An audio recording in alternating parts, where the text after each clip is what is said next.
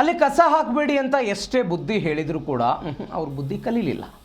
ಖಾಸಗಿ ಆಸ್ಪತ್ರೆಗೆ ಇದೀಗ ಪಾಲಿಕೆಯ ಸಿಬ್ಬಂದಿ ಬುದ್ಧಿ ಕಲಿಸಿದೆ. ಹೇಗೆ?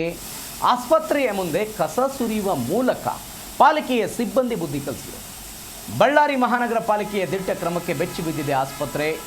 ಪದ್ಮಾವತಿ ಕಿಡ್ನಿ ಕೇರ್ ಸೆಂಟರ್ ಮುಂದೆ ಕಸವನ್ನು ಸುರಿಲಾಯಿತು. 2 ಆಸ್ಪತ್ರೆಗೆ ನೋಟಿಸ್ ಕೊಟ್ಟರು ಕೂಡ ಕಿಮ್ಮತ್ತಿರಲಿಲ್ಲ. ಅದಕ್ಕೆ ಕಸವನ್ನು ಸುರಿತಾ ಇದ್ರಂತೆ.